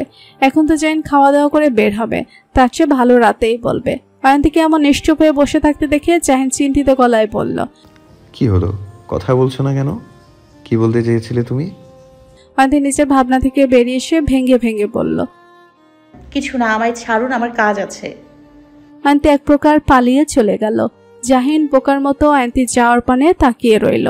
এই মেয়ে কিছুতে একটা লুকাচ্ছে তার কাছ থেকে, কিন্তু সেটা কি? জাহিন স্টাডি রুমের সামনে এসে দাঁড়িয়েছে। পর্দা ফাঁক করে দেখে নিল বাবা কোথায় আছেন। দেখলো বাবা তার ফোমের চেয়ারে আধশোয়া হয়ে মুখের সামনে পেপার ধরে পেপার পড়ছেন। জাহিন দরজায় করাঘাত করলো। আজমল শেখ দরজার শব্দ শুনে মুখ থেকে পেপার সরিয়ে দরজার পানে তাকালো। বড় ছেলেকে এমন সময় এখানে দেখে একটু অবাক হন। জাহিন বলল, আসবো বাবা? আজমল শেখ সোজা হয়ে বসে পেপার ভাঁজ করতে করতে বলেন, আসো। জাহিন বাবার সামনে সোফাটায় গিয়ে বসতে আজমল শেখ বললেন, হঠাৎ এখানে কোনো দরকার নাকি? মানে টাকা পয়সা লাগবে? জাহিন ঠোঁটের কোণে হাসি রেখে বলল, বাবার কাছে কি সন্তান শুধু টাকার জন্যই আসে? অন্য কিছুর জন্য আসতে পারে না বুঝি? আজমল শেখ ফ্লোরের দিকে একবার তাকিয়ে ছেলের দিকে পুনরায় নজর ফেলে নরম কণ্ঠে বলেন, তা আসতে পারো। আপনার শরীর স্বাস্থ্য ঠিক আছে? ওষুধগুলো ঠিক মতো খাচ্ছেন? আজমল শেখ আস্তে করে বলেন, বাবা, আমি জানি আপনি আমার প্রতি বিরক্ত। তার কারণটা যে আমার রাজনীতি করা নিয়ে, সেটাও আমি খুব ভালোভাবেই জানি। আর এটা আমি বুঝতে পারি আপনি প্রত্যেকটা মুহূর্তে আমাকে নিয়ে চিন্তিত থাকেন। এটা ভেবে না জানি আমার সন্তানের কি হয়ে যায়। কিন্তু আমি হাজারবার চেষ্টা করেছি নিজেকে রাজনীতি থেকে সরিয়ে আনার জন্য, কিন্তু পারিনি। একবার আপনাদের না জানিয়ে আমি দল করা ছেড়ে দিয়েছিলাম, কিন্তু তখন দম বন্ধ হয়ে এসেছিল। আমার মনে হচ্ছিল যেন আমার জীবন থেকে কিছু একটা হারিয়ে গেছে। তারপর যখন আবার ফিরে গেলাম দলে, তখন স্বস্তি ফিরে পাই। আমি আবার হারানো কোনো এক অদৃশ্য জিনিস ফিরে পাই। আমি জানি ভাইয়া মারা যাবার পর থেকে আপনার রাজনীতির প্রতি একটা ঘৃণা চলে এসেছে, কিন্তু এই রাজনীতি ভাইয়ার স্বপ্ন ছিল। চেয়েছিল সব সময় জনসাধারণ মানুষের পাশে থাকবে, কিন্তু ভাগ্য সেটাতে সহায় হলো না। ভাইয়ার স্বপ্নটা পূরণ করার জন্য আমি রাজনীতিতে থাকার অঙ্গীকার করি। তাই রাজনীতি করা আমি ছাড়তে পারবো না। এই রাজনীতির মাঝেই আমি আমার ভাইয়াকে খুঁজে পাই, যার জন্য আমি চাইলেও এর ভেতর থেকে বের হতে পারি না। আজমল শেখ ছেলের প্রত্যেকটা কথা মনোযোগ দিলে শুনল। চোখের কোণে পানি জমে গেছে, সেটা ছেলের অগোচরে মুছে নাই। জাহিন ফ্লোরের দিকে তাকিয়ে তপ্ত নিঃশ্বাস ছেড়ে বাবার দিকে তাকিয়ে মুচকি হেসে বলল, বাবা মায়ের দোয়া নাকি আল্লাহ তাআলার কাছে খুব তাড়াতাড়ি পৌঁছে যায় আর কবুলও হয়। আপনি শুধু আমার জন্য একটু দোয়া করিলেন বাবা, যেন পৃথিবীর মায়া ত্যাগ করে এত তাড়াতাড়ি চলে যেতে না হয় আমাকে। আজমল শেখ ছেলের কথা শুনে আঁতকে উঠে ধমকের স্বরে চিৎকার করে ওঠেন, জাহিন! জাহিন নিঃশব্দে হেসে বলল, আরে আমি তো এটা কথার কথা বললাম।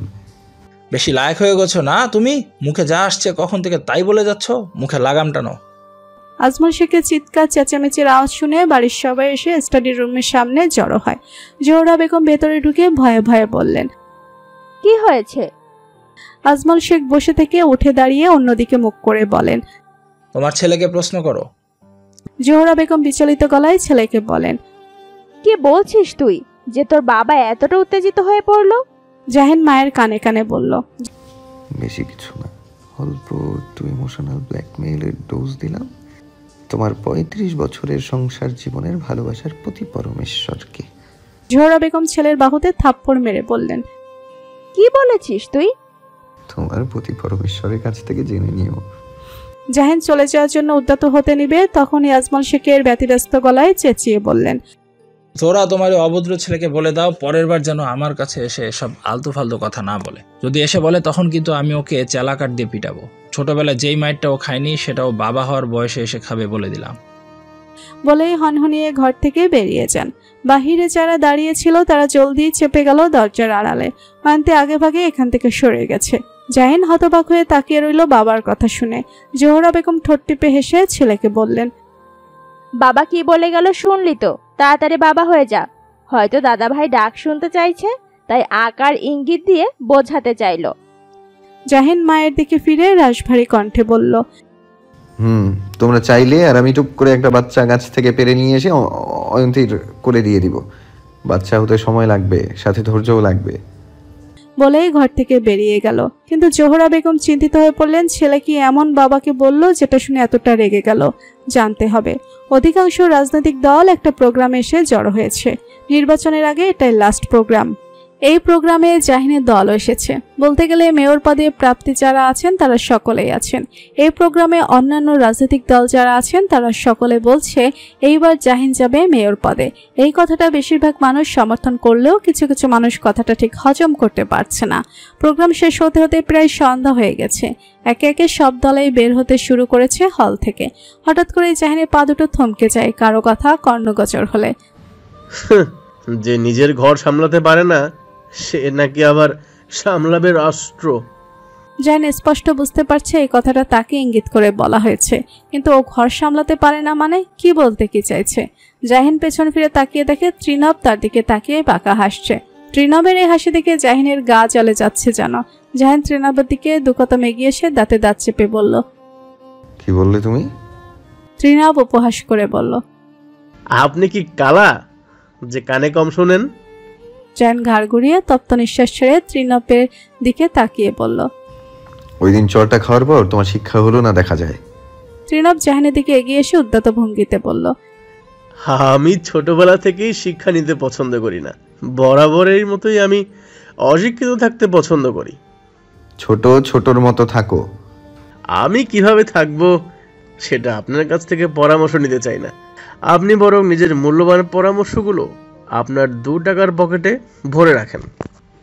মুখ সামলে কথা বলো ত্রিনব। আপনি আপনার স্ত্রীকে সামলান আগে। জাহিন ভুরু কুচকে বলল, আমার স্ত্রীকে সামলাবো মানে? এখানে আমার স্ত্রীর প্রসঙ্গ আসছে কোথা থেকে? আপনার স্ত্রী যে অন্য বেড়ার গলায় মাঝে মাঝে ঝুলে পড়ে সেটা কি আপনি জানেন?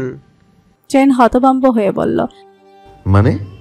নুহাশ বিচলিত গলায় জাহিনকে বলল, ভাই চলো, এখান থেকে এসব আজে বাজে কথা শোনার কোনো দরকার নেই। তুই চুপ কর, আমি জানতে চাই ও কি বলতে চাইছে। জাহিন ত্রিনবের দিকে ফিরে শান্ত গলায় কথাটা বলল, গলায় মিশে রয়েছে হিংস্রতা। পুরো কথাটা শেষ করো।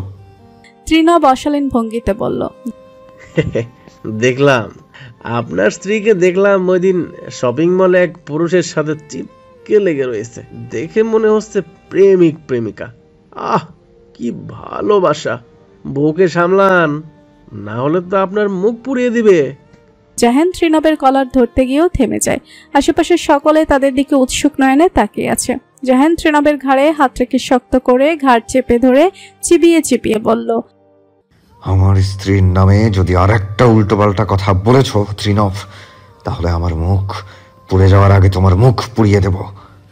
ত্রিনব বাঁকা হেসে বলল, নিজের স্ত্রীকে গিয়ে প্রশ্ন করুন, তাহলে বুঝে যাবেন আমি সত্যি বলেছি নাকি মিথ্যা। জাহিন ত্রিনবের ঘাড় থেকে নিজের হাতটা সরিয়ে নেয়। ত্রিনব এতটা কনফিডেন্স নিয়ে কি করে কথাগুলো বলছে? জাহিনের মাথা কাজ করছে না, মাথার ভেতরে দাউ দাউ করে আগুন জ্বলছে। অয়ন্তী আর যাই হোক এমন কাজ করতে পারে না। নিশ্চয়ই দেখার কোনো ভুল আছে, যেটা ত্রিনব আরও রংচং মাখিয়ে সেটা তার কাছে প্রেজেন্ট করছে। জাহিন এক মুহূর্তে দাঁড়ালো না, ছুটে চলল গাড়ির দিকে। সবটা জানতে হবে তাকে। শুধু ত্রিনবের কথা বিশ্বাস করে অয়ন্তীকে অবিশ্বাস করলে চলবে না, অয়ন্তীর কথাও শুনতে হবে। নুহাশ জাহিনকে আটকে অনুনয় কণ্ঠে বলল, এতটা হাইপার হয়ে ভাবির উপরে কোনো আঘাত করো না। আর যাই হোক, ভাবি এমন নোংরা একটা কাজ করতে পারে না। জাহিন শান্ত গলায় বলল, তোর কি মনে হয় আমি সেই সকল স্বামী যারা বাইরের মানুষের কথা শুনে যাচাই বাছাই না করেই নিজের স্ত্রীর গায়ে হাত তুলবো বা তাকে কটু কথা বলবো? আমি এমন স্বামী নই নুহাস, যে নিজের প্রিয় মানুষটাকে কষ্ট দিব, তাও আবার নিজের শত্রুর কথা শুনে। আমি অয়ন্তীর মুখ থেকে শুনতে চাই কোনটা সত্য আর কোনটা মিথ্যে। কথাটা বলে জাহিন গাড়িতে উঠে বসে। গাড়ি স্টার্ট দেয়। জাহিন চাইলে ত্রিনবের গায়ে হাত তুলতে পারত, কিন্তু পরিস্থিতি যেন অন্যরকম। ত্রিনবের গায়ে হাত তোলার ফলে যদি অয়ন্তীর নামে সবার সামনে বাজে আর কুৎসিত কথা বলে ওঠে, তখন অয়ন্তীর চরিত্রে কালি লাগতে খুব একটা বেশি সময় লাগতো না। তাই জাহিন ত্রিনবকে বেশি কিছু বলল না। নুহাশ দীর্ঘ নিঃশ্বাস ছাড়ল।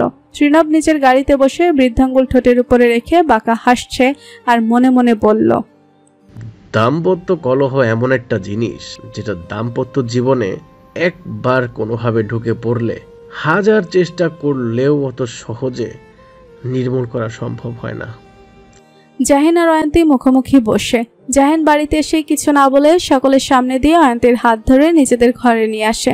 বাড়ির সকলে বোকার মতো সবটা চেয়ে দেখলো। জোহরা বেগম পিছু ডাকলেও জাহিন ফিরে তাকায়নি। বাড়ির সবাই চিন্তিত হয়ে নিচে বসে আছে। আহানকে পাঠিয়েছিল জাহিনের ঘরে, কিন্তু ভেতর থেকে দরজা লক হতে সকালে যেন আরো ভয়ে আছে। জোহরা বেগমের ভালো ঠেকছে না, মায়ের জন্য কু ডাকছে। হঠাৎ ওনার শান্তশিষ্ট ছেলেটা এমন ভয়াবহ আচরণ করছে কেন? আল্লাহর কাছে একটাই দোয়া করছে, খারাপ কিছু যেন না ঘটে। অয়ন্তী বেডের এক কোণে, জাহিন সোফায় বসে আছে। জাহিন চোখে মুখে গম্ভীর ভাব নিয়ে স্থির চোখে অয়ন্তীর দিকে তাকিয়ে আছে। জাহিনের এমন চাউনি অয়ন্তীকে ভেতর থেকে গুমড়ে দিচ্ছে। এই চাউনি যে তার কাছে বড্ড অজানা। কি হয়েছে হঠাৎ? জাহিনের সাথে এমন আচরণ করছে কেন? জাহিন দীর্ঘ নিঃশ্বাস ছেড়ে নিজ দিকে একবার দৃষ্টি পেলে পুনরায় অয়ন্তীর দিকে দৃষ্টি নিবদ্ধ করে শান্ত গলায় বলল, তোমার কিছু বলার থাকলে আমাকে বলে দাও অয়ন্তী। অয়ন্তীর চিত্ত কেঁপে ওঠে জাহিনের কথা শুনে। এই স্বরে জাহিন আজ পর্যন্ত তার সাথে কথা বলেনি। আর কি কথা বলার বলছে? জাহিন কি কোনোভাবে লাবিবের কথা জেনে গেছে, যার জন্য এতটা অস্বাভাবিক হয়ে আছে? তাকে আবার ভুল বুঝে নিত জাহিন? অয়ন্তীকে এমন নিষ্ঠুপ হয়ে থাকতে দেখে জাহিনের ধৈর্যের বাঁধ ভেঙে চড়ে চোরমার হয়ে যাচ্ছে।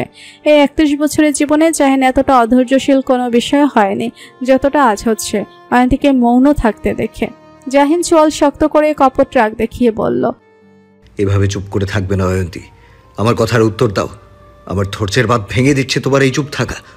কি বলতে চেয়েছিলে আমাকে ওই দিন রাতের বেলা? অয়ন্তী শুকনো ঢোক গিলে নিজেকে তটস্থ করে থেমে থেমে বলল, আসলে ওই দিন শপিং মলে আমার সাথে লাবিবের দেখা হয়েছিল। জাহিন ভুরু কুচকে নাই। তাহলে সত্যি কথা বলেছে ত্রিনব। ছেলেটার নাম তাহলে লাবিব। জাহিন নিষ্প্রভ গলায় বলল, কে লাবিব? যার সাথে আমার বিয়ে হওয়ার কথা ছিল। শুধু কি দেখাই হয়েছিল নাকি আরো কিছু হয়েছিল? অয়ন্তী হতভম্ব হয়ে পড়ে জাহিনের কথা শুনে। কি হওয়ার কথা বলছে জাহিন? অয়ন্তী হতবিহ্বল হয়ে বলল, মানে? যে প্রশ্নটা করেছি তার উত্তর দাও। ওই দিন কি কি ঘটেছিল A to Z বলো। জাহিনকে এই বিষয়টা এতটা ডেসপারেট হতে থেকে অয়ন্তীর ভয় লাগছে। অয়ন্তী অধৈর্যরা জিভ দ্বারা ভিজিয়ে বলল, আসলে যারা আর নুহাস ভাই আমাকে রেখে নিচে চলে গিয়েছিল, তখন আমি ওদের কাছে যাওয়ার জন্য তাড়াহুড়ো করে নামতে গিয়ে শাড়ির সাথে পা বাজিয়ে পড়ে যেতে নিলে লাবিব আমাকে কোথা থেকে এসে ধরে, আর আমি ওনাকে দেখার সাথে সাথে ওখানে থেকে চলে আসি। একটা কথাও বলিনি। বিশ্বাস করুন, আমি জানতাম না লাবিব যে ওই দিন শপিং মলে আসবে। যদি জানতাম তাহলে কোনো দিনই যেতাম না। জাহিন রাশভারী গলায় বলল, এই কথাটা তুমি আমাকে ওই দিন বললে না কেন সাথে সাথে? আমি মনে মনে অনেক ভয়ে ছিলাম যদি আপনি এই কথাটা শুনে আমাকে ভুল বোঝেন বা অবিশ্বাস করেন। জাহিন ব্যতিব্যস্ত গলায় বলল, জানো অয়ন্তী, স্বামী স্ত্রীর মাঝে যদি বিশ্বাসের স্তরের মাটিটা নরম হয় তাহলে বিশ্বাসের শিকড়টা তৃতীয় ব্যক্তি খুব সহজেই উপড়ে ফেলতে পারে। তুমি আমাকে এখনো বিশ্বাসী করে উঠতে পারোনি। অয়ন্তী ফ্যালফ্যাল নয়নে তাকিয়ে রইল জাহিনের পানে। জাহিনের কথায় ভাঁজে যে বুক ভরা এক ভয়াবহ যন্ত্রণা মিশে রয়েছে সেটা অয়ন্তী স্পষ্ট টের পাচ্ছে। জাহিন পুনরায় দৃঢ় কণ্ঠে বলল, এই যে তুমি কথাটা বলছো, সেটা যদি তুমি আমাকে আগে বলে দিতে, বিশ্বাস করো আমি একটুও কষ্ট পেতাম না বা তোমাকে অবিশ্বাসও করতাম না। কিন্তু যতটা না কষ্ট আজকে পেয়েছি অন্য কারোর কাছ থেকে এটা শুনে। অয়ন্তী আতকে উঠে বলল, অন্য কারোর কাছ থেকে শুনেছেন মানে? কে বলেছে? লাবিব? সেটা তোমার জেনে লাভ নেই। শুধু এইটুকু বুঝতে পারলাম আমার প্রতি তোমার এতটুকুও ভরসা কিংবা বিশ্বাস নেই। যদি থাকতো নির্দ্বিধায় কথাটা বলে দিতে, কিন্তু তুমি বললে না। ইভেন আজ সকালেও তোমাকে আমি জিজ্ঞাসা করেছি, কিন্তু তুমি সবটা এড়িয়ে গেলে। বিয়ের এতগুলো মাস হয়ে গেল অথচ তুমি আমাকে বুঝে উঠতে পারলে না এখনো অয়ন্তী। অয়ন্তী বুঝতে পারলো সে বড্ড ভুল করে ফেলেছে। তার আগেই বলে দেওয়া উচিত ছিল জাহিনকে সবটা। তাহলে আজ জাহিন এতটা মানসিকভাবে আহত হতো না। অয়ন্তী বসা থেকে উঠে জাহিনের কাছে এগিয়ে আসতে আসতে বলল, নেতামশাই আমার কথাটা শুনুন। জাহিন বসা থেকে উঠে অয়ন্তীকে হাত দিয়ে থামিয়ে অভিমানী গলায় বলল, কাছে আসবে না তুমি আমার। অয়ন্তীর চোখ ভরে উঠেছে নোনা জলে। ঠোঁট ভেঙে কান্না আসছে তার। চোখের পলক ফেলতে গাল বেয়ে গড়িয়ে পড়ল নোনা জল। এই চোখের জল যেন জাহিনকে আজ নরম করলো না অন্য সময়গুলোর মতো। অন্য সময়গুলোতে জাহিন অয়ন্তীর চোখে জল দেখলে যেভাবে ছুটে এসে চোখের জল মুছে দিত, সেটা জাহিন করল না। সে এক জায়গাতে ঠায় দাঁড়িয়ে রইল। অয়ন্তীর হৃদয় ক্ষতবিক্ষত হলো তাতে। কষ্টগুলো দলা পাকিয়ে বুকে চেপে বসলো। নিজ হাতে আজ এই পরিস্থিতি ডেকে এনেছে। অয়ন্তী ধরা গলায় বলল,